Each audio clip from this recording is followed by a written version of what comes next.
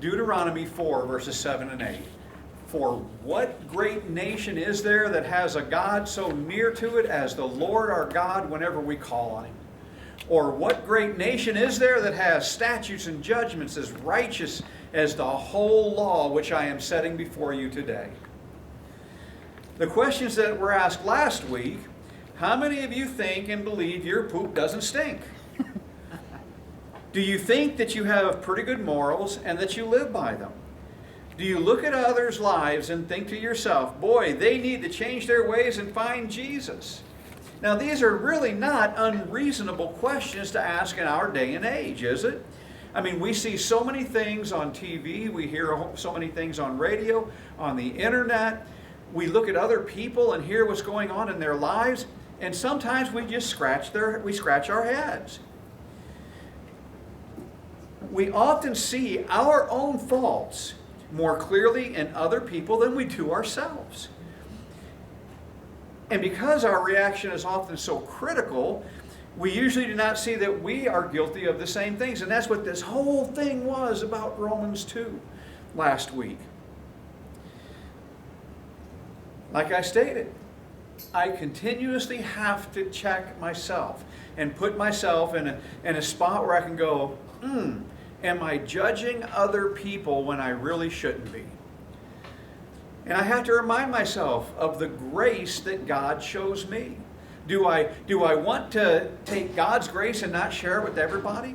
Do I want to look at everybody else and say, well, I've got God's grace, but you don't deserve it? Think of those ants and other bugs and spiders, and we got a good laugh last week at that one. I can go around and squash them, or I can show even the insects God's creation grace and move them about. Now, if it wasn't so much for me being afraid of spiders, I would probably do that. But the reason why, I'm so afraid of spiders is something that happened in my younger 20s. Before that, I was really afraid of nothing that God created.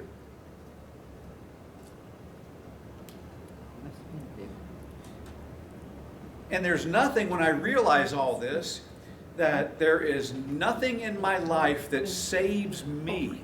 I can't save myself. I can't rely on how I was brought up. I cannot rely on other people. I can only rely on God. And that's what Romans 3 basically deals with. So remember that as we delve into it. Romans 3 verses 1 and 2. Then what advantage has the Jew? Or what is the benefit of circumcision? Great in every respect. First of all, that they were entrusted with the oracles of God. Now remember, he was talking last week about just because you think that you have God does not mean that your poop does not stink. You cannot look down on anybody else. So therefore, what advantage is it to be a Jew if I can't say I've got God? He gave Jewish people his word and an indescribable gift. But Paul will later expand on the advantage of the Jewish people in Romans 9:4 when we get to it, explaining that Israel also had the adoption, the glory, and the covenants, the giving of the law, the service of God and to God, and the promises.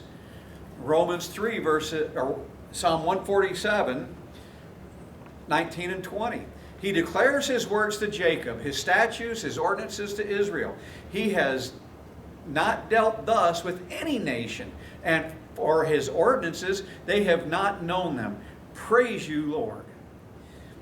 You see, they have all these things that were given to them. They promised God, we're going to do as you told us. And in this case, then what is the advantage of being God's people if you can't wear it like a badge of honor? Well, if you're not doing what God wants you to do, can you really wear God on your shoulder, on your chest, as everything that everybody can see? Because if you are not obeying God, what are you doing? You're setting a bad example. You're showing God and not the way that he wants to be presented. They were given the word. They were given the law. They were given everything, and all they had to do was be obedient, because they were supposed to be the beacons to everyone else. Romans 3, verses 3 and 4. What then, if some did not believe? Their unbelief will not nullify the faithfulness of God, will it? May it never be. Rather, let God be found true, though every man be found a liar, as it is written, that you may be justified in your words and prevail when you are judged. The fact that the Jewish people as a whole, to that point, had rejected the gospel, even though they had been shown it all through the scriptures that they had. We went in detail through a lot of that. Everything that happened in their lives pointed to the coming of the Messiah. But what did they do? They didn't believe that the Messiah had actually come. But it did not mean that God's faithfulness to them was in vain. Just like us, when we were not saved, did God give up on us? No. Just like the Jews, He still has not given up on them. Paul reminds us that God will be justified in all of His actions. In the end, it will be demonstrated that even our unrighteousness somehow proclaimed His righteousness and glory, even if only in judgment. 2 Timothy 2:13. If we are faithless, He remains faithful, for He cannot deny Himself.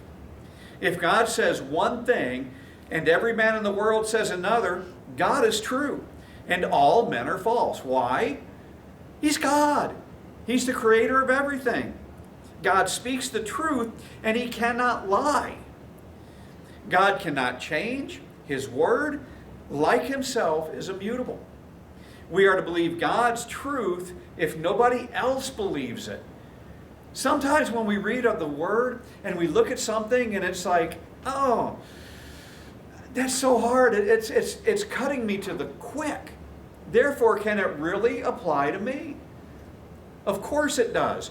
Just like the people that tell me, well, I just don't believe like you believe. Well, does that mean that God is truthful in what I think or what they think? Am I supposed to deny God to go along with the flow and go with the crowd? Of course not. We have to believe in what God tells us. The general consensus of opinion is nothing to a Christian. It should mean nothing to us. He believes God's word, and he thinks more of that than of the universal opinion of men. I'm sorry. You can tell me that, well, this is what I think, and if it goes against God's word, okay, you can think that all you want, but this is what God says, and I believe him. Romans 3:5. But if our unrighteousness demonstrates the righteousness of God, what shall we say? The God who inflicts wrath is not unrighteous, is he? I am speaking in human terms. Paul is going to present things like he is speaking to an invisible person who he's going to have this debate with from here for a while. Think about it. If my unrighteousness will demonstrate God's righteousness, how can God judge me? Believe it or not, this is what some people were thinking in Paul's day. Well, you're telling us, Paul, that God can't judge you if you're doing the things in the world. My sin ultimately serves to bring him more glory. So therefore I should be able to sin a whole bunch because it makes more glory to God. Which in other words will allow me to live the life that I want. I will never have to change from my sinful nature. And by golly, it will bring God glory every time. People will see it. Well, look at that sinner there. Oh, God says, let him live. Oh, glory be to God. And that's not how that works. Paul is familiar with this line of thinking that says God is in control of everything. Therefore, even my evil will ultimately demonstrate his righteousness. Therefore, God is unjust if he inflicts his wrath on me because I am just a pawn in his hand. Whew. I'm glad, I want to pull my pant legs up, because it's a load of bull that some people were thinking for a long time. Psalm 51:4. Against you, you only I have sinned and done what is evil in your sight, so that you are justified when you speak and blameless when you judge. Let's use an example here. Let's use Judas. Can you hear Judas make his case? Lord, I know I betrayed Jesus, but you used it for good.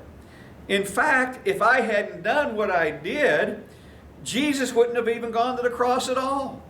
What I did even fulfilled the Scriptures. How can you judge me for that?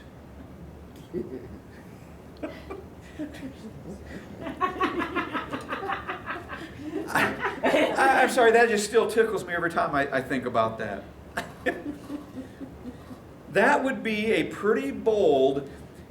be pretty bold to make such a defense before God. What would be the right way to approach God? The answer to Judas might go something like this. Yes, God used your wickedness, but it was still your wickedness. It was still your sin. There was no good or pure motive in your heart at all. It is no credit to you that God brought you out of your evil. You stand guilty before God. Paul explains that only as a man, a fallen man at that, would anyone dare to question God's judgment. I love that with Judas. How can you... I did everything that you prophesied and everything that you claimed, and yet here I am. And you're holding it against me and you're beating me up. Of course he is. Romans 3, verses 6 through 8. May it never be, for otherwise, how will God judge the world? But if through my lie the truth of God abounded to his glory, why am I also still being judged as a sinner? And why not say, as we are slanderously reported, and as some claim that we say, let us do evil that good may come. Their condemnation is just. Paul dismisses the question of his invisible opponent easily. If things were such as his opponent suggested, then God could judge no one. He would not be allowed. It would be against his character. It is true that God will use even the unrighteousness of a man to accomplish his work and bring praise to his name.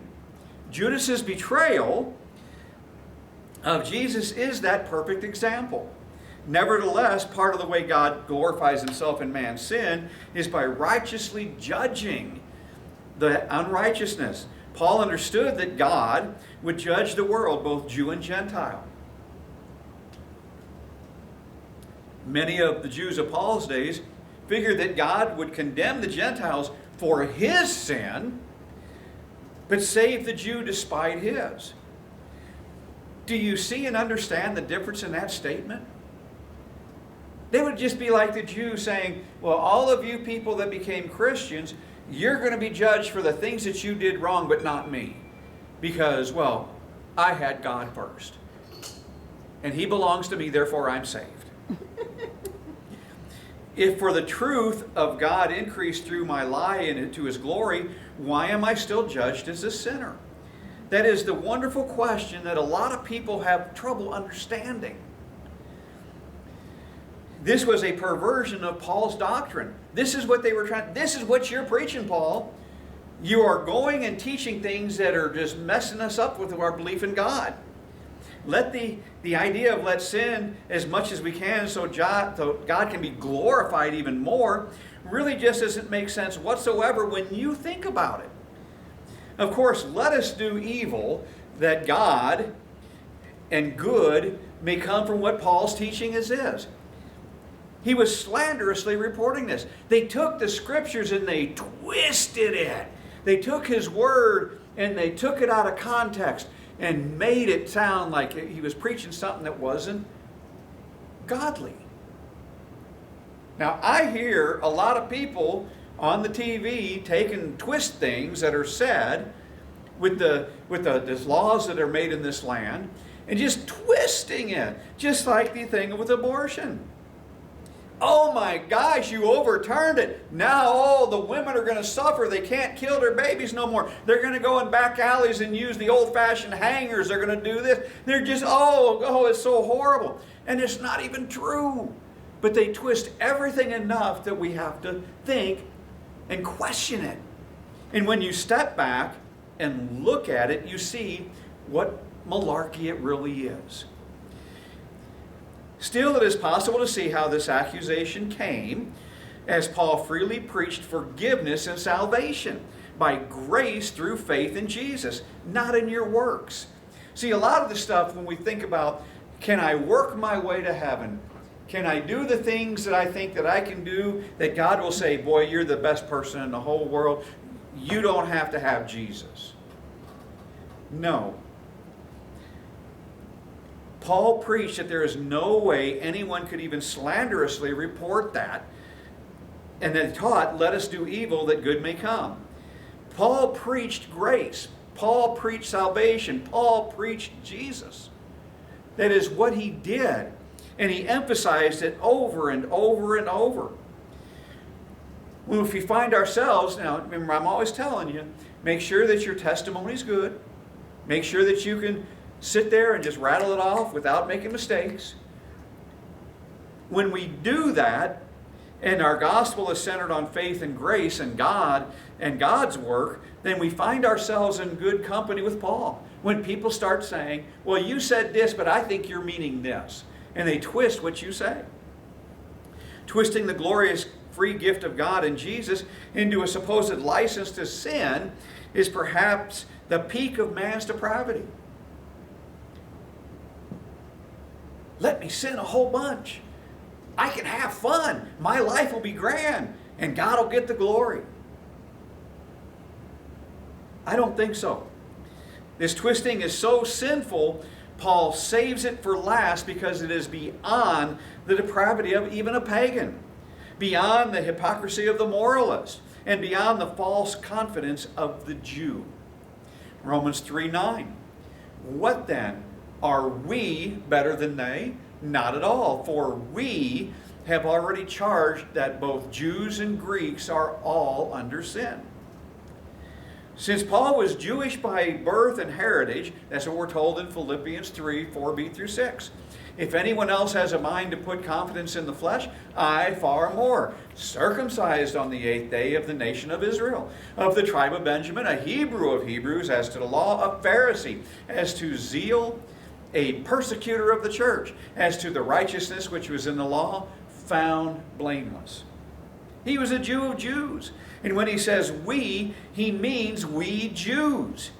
The point is that by nature, the Jewish person is no more right with God than the Greeks, than the Gentiles, than anybody. Paul demonstrates that the pagan, the moralist, and the Jew are all under sin and condemnation. Paul saying all are under sin is a powerful phrase. It speaks of our slavery to sin, literally being sold under it. By nature, every person knows what it's like to be a slave of sin. Especially when you look at the stuff from this past week. Pastor and Dave and myself talked about this when I met with him on Wednesday. All sin, think about it, all sin starts off as something pleasurable. It sounds like starts off as something like, that might be fun. But after time, it becomes less and less pleasurable. It becomes less and less fun to do. Before you know it, it becomes a terrible habit that is so hard to break on your own. Let's let lying, stealing, gossiping, pornography, that list is endless. It is so hard to break free from it. And one thing that makes sin so hard to deal with is we feel an eternal shame. I'm doing this and I know it's wrong, but I can't stop. It's something that we don't want to admit to others and publicly. And this turns into guilt and an attempt to hide it from all. You know, I used to smoke. And I smoked quite a bit. And the churches that I attended, well, smoking is looked down upon heavily. And I would hide my smoking, but can you hide it? No. No, Lord, no, you can smell it. Stinks. And everybody knew, but I still hid it as much as possible. But God knows it already. He knows and keeps reaching out to us for forgiveness. Ask it and return to me. Romans 3:10 through 18. As it is written, there is none righteous, not even one. There is none who understands. There is none who seeks for God. All have turned aside. Together they have become useless.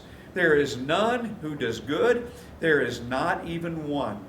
Their throat is an empty grave, as an open grave. With their tongues they keep deceiving. The poison of the asp is under their lips, whose mouth is full of cursing and bitterness. Their feet are swift to shed blood. Destruction and misery are in their paths, and the path of peace they have not known. There is no fear of God before their eyes.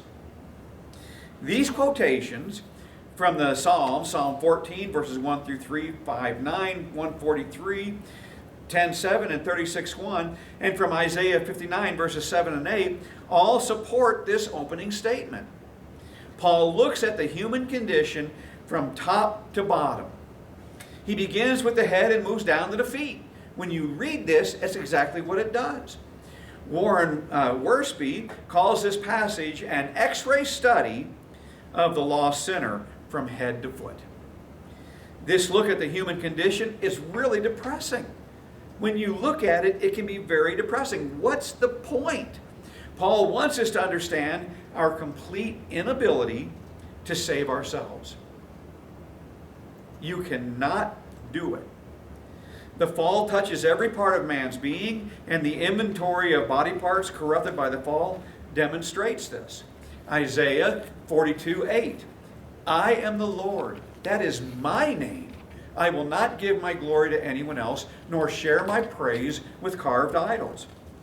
We deceive ourselves into thinking that man, on his own, really does seek after God.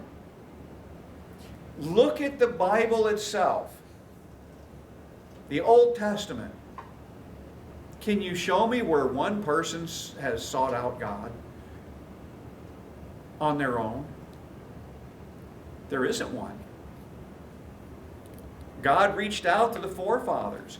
God reached out to all the people, to all the kings, all the prophets. Reached out to them. Tell these people, you are my word, you're my mouthpiece. You tell them, bring them back, show them the error of their way. See, man does not seek after God. God is always reaching out to us. But don't all religion and rituals and practices from the beginning of time demonstrate that man seeks after God? No, not at all. If man initiates, then does he seek the true God, the God of the Bible? No. What does he do? He finds something and he creates an idol and worships it. The word useless in here has the idea of rotten fruit. It speaks of something that was permanently bad and therefore useless. With these references from Psalms, Paul calls virtually every part of a man's body into guilt. I can't even lift a little finger or a little toe, the very tips of them, to save myself. With these references from this every man's part of the body into guilt, the throat, the tongue, the lips, the mouth, the feet, and the eyes are filled with sin and rebellion of God. How many people would have looked at that thunderstorm last night, heard it, felt it, the shaking of their homes, the rain hit it coming down? How many people would have looked at that and never thought about God? Probably a lot of them. A lot of people. You're quite right. Every sin and rebellion against God occur because we do not have a proper respect for Him. Wherever there is sin, there is no fear of God. Romans 3, verses 19 and 20. Now we know that whatever the law says, it speaks to those who are under the law, so that every mouth may be closed and all the world may become accountable to God. Because by the works of the law, no flesh will be justified in His sight. For through the law comes the knowledge of sin. Paul points out that this horrific description of man's utter sinfulness comes to us in the law. And it is indeed for those under the law to silence every critic and to demonstrate the universal guilt of mankind, that all the world may become guilty before God. If God speaks this way to those who had the law and attempted to do the law, is it evident that by the deeds of the law no flesh will be justified in his sight? Galatians 5, 3b through 4. If you are trying to find favor with God by being circumcised, you must obey every regulation in the whole law of Moses. For if you're trying to make yourselves right with God by keeping the law, you have been cut off from Christ, if you have fallen away from God's grace. You know, when you sit there and think about it, why was the law originally given? To show you that it is impossible to be righteous with God. Because when you look at all those things described in Leviticus, Deuteronomy, all those laws, I guarantee you, you're going to violate at least one. And if you violate one, you violate them all. Even with the 10 Commandments, if you had it down to just 10, and not the hundreds and hundreds, just those 10. Have you ever been able to obey the original 10 Commandments? I don't know about you, but I know of one at least I'm kind of guilty of, and that's to sit there and look at and covet things. Oh my gosh, therefore I cannot keep any of it. I am guilty of sin. Remember that many Jewish people of Paul's day took every passage of the Old Testament describing the evil and applied it only to the Gentiles, not to themselves. And Christians, when we think about it, Paul makes it clear that God speaks to those who are under the law. To the Jews and Christians alike, the law cannot save us. It's impossible. The law cannot justify anyone. It is useful in giving us the knowledge of sin, but it cannot save us. And since the time of Adam and Eve, people have been trying to justify themselves by the deeds of the law. In the garden, Adam and Eve tried to make himself presentable to God by making coverings of fig leaves. And he failed. In Job, the oldest book of the Bible, the problem is presented clearly in Job 9, 2b. How can a man be righteous before God? God makes it a part of the answer clear here, though, through Paul. The answer is not in the performance of good works or in the deeds of the law. This is the one thing that everyone needs to fully understand. Even if you were able to follow it to a T, you would still not be justified before God. I know what the law says. And if I don't remember, I go back and read it. And when I read it, I find, oh my gosh, I've done more against it. This means that the law, having been broken, now can only condemn us. It can never save us. This means that even if we could now begin to perfectly keep the law of God, it could not make up for our past disobedience. It could not remove the present sin. This means that by keeping the law in God's way is not the way of God's salvation or a blessing under the new covenant. J.B. Phillips paraphrased this phrase. It's striking when you look at it and hear it. He writes, "It is the straight edge of the law that shows us how crooked we are." Let that sink in for a minute. When you really look at when it was originally given, this is what its intent was to show us just how the Messiah was really needed. Romans 3:21, "But now, apart from the law, the righteousness of God has been manifested, being witnessed by the law and the prophets." The words provide the glorious transition from the judgment of Romans 3:20 to the justification of Romans 3:21. But now, that speaks of the newness of God's work in Jesus Christ. But now, apart from the law, the righteousness of God has been manifested. It is really a new covenant. Being witnessed by the law and the prophets remind us that there is continuously with God's work in former times. He's always been working. The law cannot save us, but God reveals a righteousness that will save us apart from that law. This is the essence of God's plan of salvation in Jesus Christ. It's been there all along. When you read the Old Testament, do you see it? It's been there forever. If it is a salvation that is offered apart from the law, apart from our own earning and deserving, apart from our own merits, remember, you can't work yourself there. You're not going to stand before God and say, I was a very good person, and I did all this and this and this and this and this, all of it for you, so therefore I should be let in. It's not going to happen. This righteousness is not a novelty, and Paul did not invent it. It was predicted so long ago, being witnessed by the law and the prophets. The Old Testament said this righteousness was coming. If that it isn't that the righteousness of God is revealed apart from the Old Testament, but that it is revealed apart from the principle of the law. It is apart from the legal relationship to God based on the idea of earning and deserving merit before Him. You remember when Jesus was talking on all those Sermon on the Mount, that He would say, you have heard it said.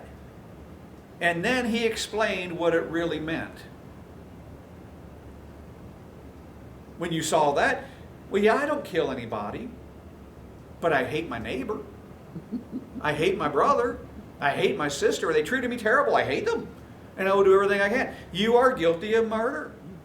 Well, what about if I look at another person with lustful thoughts? No, look, God, I never committed adultery. Well, but, I have looked at a lot of people and therefore, I'm guilty. God's righteousness is not offered to us as something to take up the slack between our ability to keep the law and God's perfect standard. It is not given to supplement our own righteousness. It is given completely apart from our own attempted righteousness. Romans 3:22. Even the righteousness of God through faith in Jesus Christ for all those who believe, for there is no distinction. In Romans 3:21, Paul told us how this righteousness does not come. It does not come through the deeds of the law. It is apart from the law. Now Paul tells us that this saving righteousness, it does come. It is through faith in Jesus Christ to all and on all who believe. The righteousness of God is ours by faith. It is ours through faith. We do not earn righteousness by our own faith. We receive righteousness through faith in Jesus Christ. There is no other way to obtain this righteousness, and this righteousness is not earned through obedience to the law. It is a received righteousness gained through faith in Jesus Christ. Romans 3:23 and 24. For all have sinned and fall short of the glory of God, being justified as the gift by His grace through the redemption which is in Jesus Christ. Paul develops his teaching about salvation around three themes. And everybody's familiar with these themes. It's justification, redemption, and propitiation. Justification solves the problem of a man's guilt before a righteous judge. Redemption solves the problem of man's slavery to sin, the world, and the devil. And propitiation solves the problem of offending our Creator. All have sinned and fall short of the glory of God. All. The universal statement is answered by a universal offer to be justified freely by His grace. It is open to everyone who will believe, Galatians 3:22. But the Scripture has shut up everyone under sin, so that the promise by faith in Jesus Christ might be given to those who believe. Being in such a sinful state, the only way we can be justified is to be justified freely. We can't purchase it with our good works at all. If it isn't made free to us, we can't have it at all. So we are justified freely by His grace, His unmerited favor given to us without regard to what we deserve. Remember what we always talk about? It is a free gift from God. Will you accept it? Will you take it? It's free. But I don't deserve to get this gift. But I'm giving it to you anyways. Will you accept it? It is a giving motivated purely by the giver and motivated by nothing in the one who receives. Freely is the ancient Greek word Dorian. Dorian. This is the way this word is used in other New Testament passages actually help us understand what that means. Matthew 10:8b and Revelation 22:17b. Freely you received, freely give. Whoever desires, let him take the water of life freely. These examples show that the word means truly free, not just cheap or discounted. Otherwise it'd say, freely you received and I'll take $2 from you. Perhaps the most striking use of the ancient Greek word Dorian is in John 15:25. They hated me without cause. One of the other meanings of Dorian is without cause. Even as there was nothing in Jesus deserving of man's hatred, so there is nothing in us deserving of justification. All the reasons are in God and God alone. Again, Paul's gospel centers squarely on Jesus Christ. 1 Corinthians 1:30. But by His doing you are on Jesus Christ, who become to us wisdom from God and righteousness and sanctification and redemption. Salvation is possible because of the redemption found in Him. God cannot give us His righteousness apart from Jesus Christ. If this next portion of this message does not excite you or give you food for thought, I really don't know what will. Redemption has the idea of buying something back, and it involves cost. However, God pays that cost, and so we are justified freely. The word translated redemption had its origin describing the release of prisoners of war on payment of a price that was also known as a ransom. As time went on, it was extended to include the freeing of slaves, again by a payment of price. 1 Corinthians 6:20 tells us, "For you have been bought with a price. Therefore glorify God in your body." What was that price that was paid? Christ. Christ. He freely gave Himself to redeem you. Woo! Goosers, hair standing on end. The idea of redemption means that Jesus bought us. Therefore, we belong to Him. Romans 3:25 and 26. Whom God displayed publicly as a propitiation in His blood through faith. This was to demonstrate His righteousness, because in the forbearance of God, He passed over the sins previously committed. For the demonstration, I say, of His righteousness at the present time, so that He would be just and the justifier of the one who has faith in Jesus.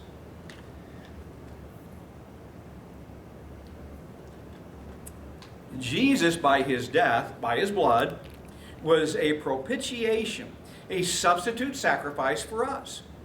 And He was judged in our place. The Father could demonstrate His righteousness in judgment against sin, while sparing those who deserve that judgment. The ancient Greek word for propitiation is halasterion. Now, let's tie this in to stuff that we learned so long ago. It also means mercy seat, the lid covering the Ark of the Covenant, upon which the sacrificial blood of an animal was sprinkled as an atonement for sin. While it might be said that this passage means Jesus is our mercy seat, it probably has a more straightforward idea of propitiation as a substitute sacrifice. At the same time, the mercy seat idea should not be neglected as an illustration of propitiation. Remember, what was inside that ark? We had, inside it was the evidence of man's great sin, the tablets of the law, the manna that was received ungratefully, and the budding of Aaron's rod, which showed that man totally disregarded God's rule and his rejection of God's leadership. Up over the Ark of the Covenant were the symbols of the holy presence of the enthroned God and the beautiful gold cherubim. In between the two stood the mercy seat. Remember, when you look at the Ark of the Covenant, you had the two cherubim that would look down on the mercy seat, where the sacrificial blood was sprinkled between the two on the Day of Atonement that we looked at in Leviticus 16 so long ago. God's wrath was averted because of the substitute had been slain on behalf of sinners coming by faith. We really can say that Jesus is our mercy seat, standing between the guilty sinners and the holiness of God. Jesus did not somehow appease a reluctant and unwilling Father to hold back his wrath. Instead, he was God the Father. It was God the Father who initially initiated this propitiation. And we learned about it even longer when we look at Genesis 22:8b. My son, God will provide himself a lamb for a burnt offering. He told you right then and then, God is going to give himself as that offering to cover everything. God is in his forbearance had passed over the sins of those Old Testament saints who trusted in the coming of the Messiah. At the cross, those sins were no longer passed over, they were paid for. Hebrews 9:22. And according to the law, one may almost say all things are cleansed with blood, and without shedding of blood there is no forgiveness. The idea is that through the animal sacrifice of the Old Testament, those who look forward in faith to the coming of the Messiah had their sins covered by a sort of an IOU or a promissory note. That temporary covering was redeemed for full payment at the cross. At the cross, God demonstrated his righteousness by offering man justification. Now, what is justification? It is a legal verdict of not guilty, while remaining completely just because the righteous penalty of sin had been paid for at the cross. It is easy to see how someone could only be just. Simply send every guilty person, every guilty sinner, to hell, as a just judge would do. God could do that, but he didn't. It's easy to see how someone could only be the justifier. Simply tell everyone, well, every guilty sinner, I declare you a pardon. You're pardoned. You were all declared not guilty. But only God could find a way to be both just and the justifier of the one who has faith in Jesus. Do you get it? We no longer have to be slaves to our sin. No more shame, no more guilt, no more trying to hide from others. We are free. Romans 3:27. Where then is the boasting? It is excluded by what kind of law? Of works? No, but by a law of faith. It isn't that we are justified by faith plus whatever deeds of the law we can do. We are justified by faith alone, apart from the deeds of the law.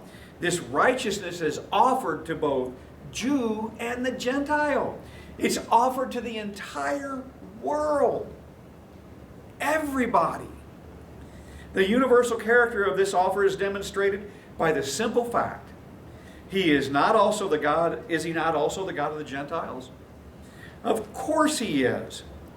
1 Corinthians 8, verses 5 and 6.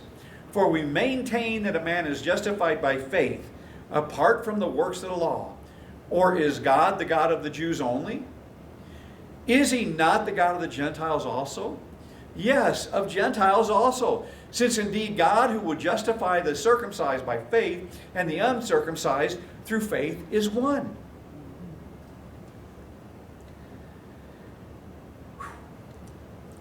If there is only one God, then the God is God of the Gentiles as much as He is the God of the Jews. It's just up to the Gentiles to recognize Him as God. Not only is this righteousness available to both, it is also received the same way by both. Since one God justifies both Jew and Gentile, He justifies them in the same way, by faith, through faith. 1 Corinthians 8, 5, 6. I think I got ahead of myself. Oh well.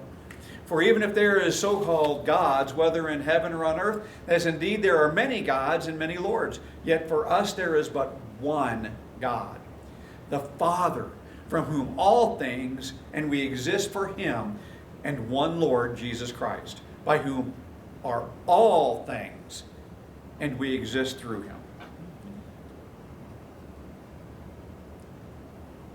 Romans 3:31. Do we then nullify the law through faith? May it never be. On the contrary, we establish the law. Can you see how someone might think and ask, if the law doesn't make us righteous, what good is it? I certainly can. That person might think that Paul had just made the law void, that he is going against the law of God. Certainly not. Of course, Paul does not make the law void, as he will demonstrate next week in Romans 4. The law anticipated the coming of the gospel of justification by faith apart from the deeds of the law. Therefore, the gospel established the law, fulfilling its own predictions. What was it that Jesus said? I did not come to abolish the law, but to fulfill it. Let's go to prayer.